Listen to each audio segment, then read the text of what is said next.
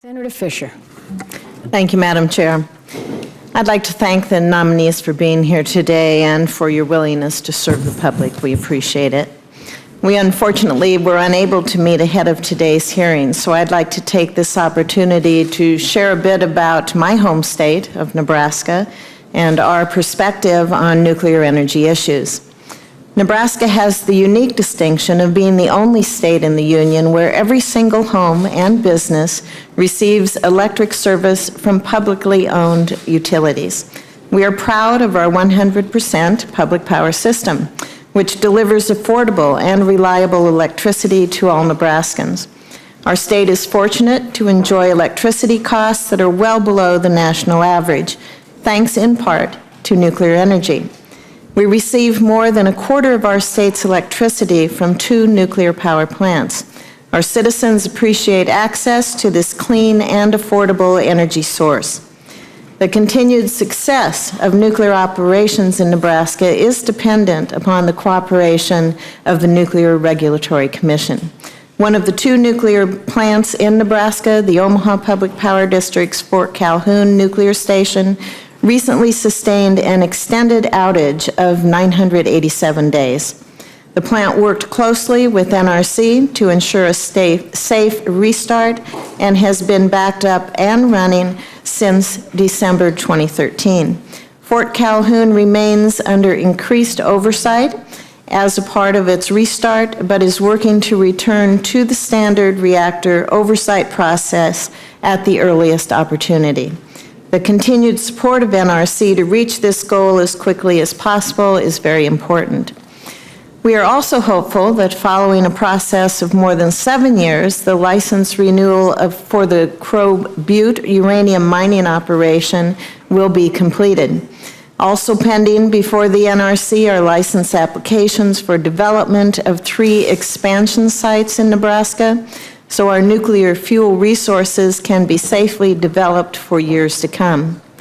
The Nuclear Regulatory Commission plays an important role in ensuring the safety and security of our nuclear power and inspiring the public trust and confidence that we have in our system. As the NRC does its work, it's critical that the Commission adheres to its principles of good regulation: independence, openness, efficiency, clarity, and reliability.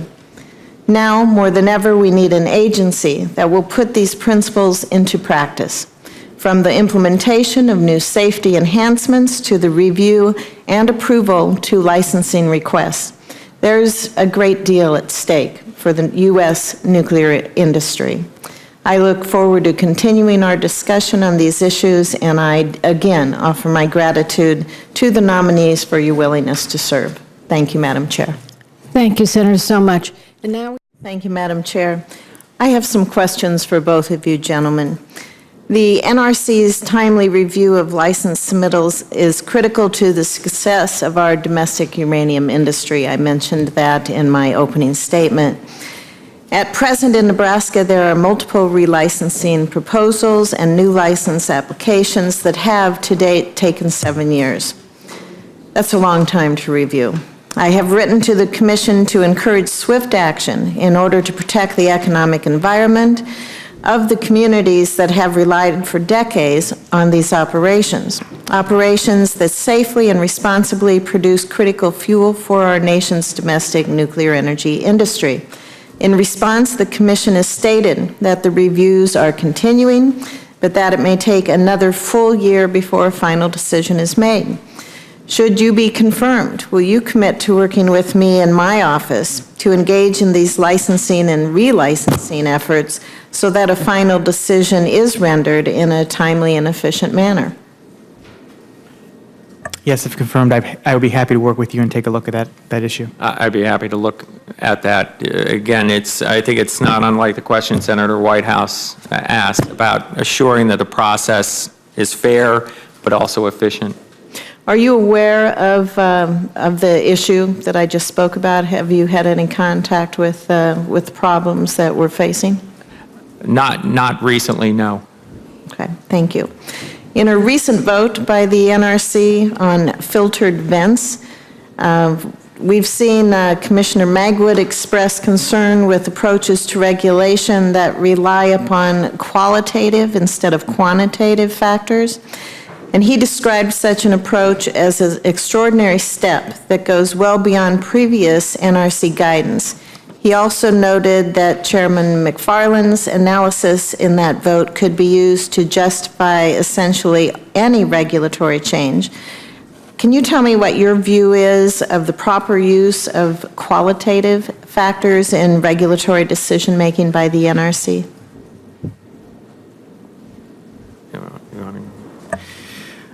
Well, I think over the years, NRC, when it has done its cost-benefit analysis, typically, I think as most agencies do, focuses primarily on the quantitative elements of that, but also in the past has considered qualitative factors as well. And I think it is important in some cases to consider qualitative factors.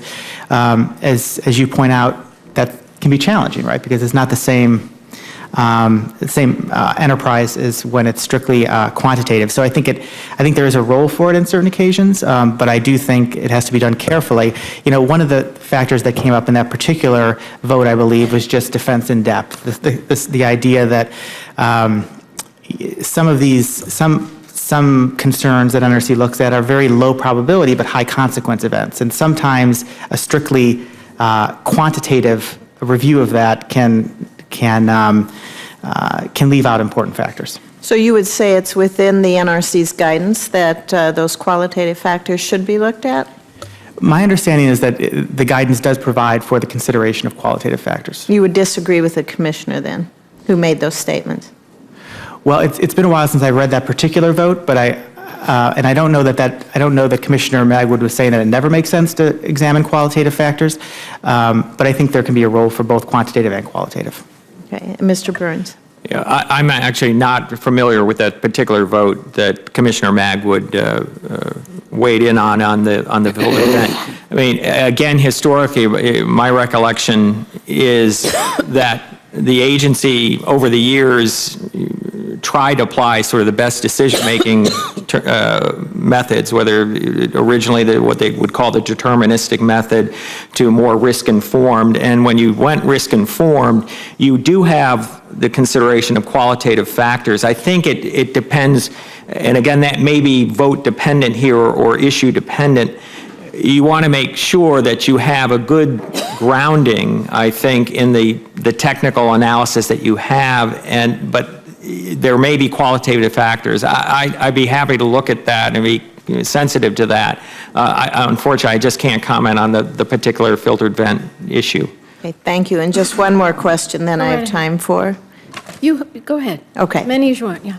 Oh, as many as I want? Yeah. Get comfortable.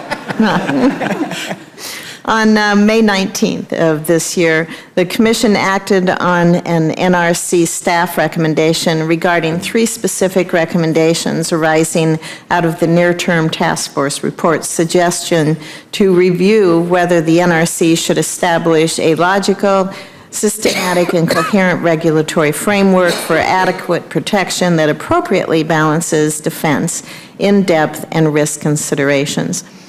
The 3 staff recommendations were approved by the Commission, even though the NRC staff also acknowledged that these changes are not needed to maintain safety of nuclear power reactors. Do you agree with the action that was taken by the Commission?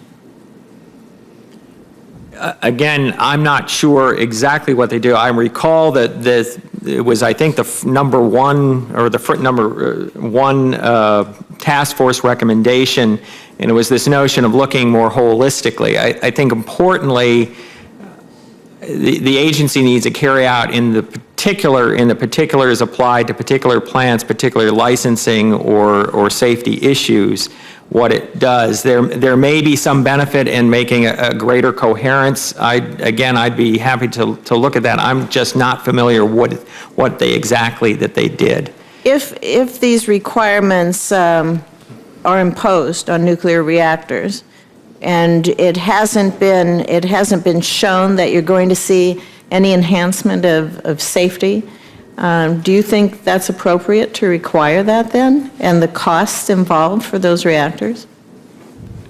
Well, again, I'm not. Shouldn't we have to prove that Well, that generally- it's for safety generally concerns? you We need have an to- argument going on here between, not an argument, but a discussion going on between staff and the commission, and it's moved on anyway? Yeah, yes, Senator, I think what you need to do, you need to have something that provides a justification for what you're doing, and that there is a benefit to it. As I say, I'm not familiar with the May vote, so I'm familiar with the issue that may have led out of the original task force report. So I'd be happy to take a look at that. But generally, I think you want to get to a point where it makes sense for what you're doing, that there is a safety benefit for it. Right, we're all concerned for the safety. Right. I think we all agree upon that, but when requirements are made by government with no proof of benefit, I have concerns there on the cost. Mr. Barron, if you would like to reply as well, please. Sure. I'm not familiar with that particular vote, but I would note that the NRC has something that's called the backfit rule, which says that if you're going to apply a new regulatory requirement to an existing facility, that in that situation, unless that new requirement is necessary for adequate protection of public health and safety, the benefits of that requirement would need to exceed the costs. Okay, thank you both very much, and again, thank you for being here today. Thank you, Madam Chair. Thank you so much. I'm going to ask each of you.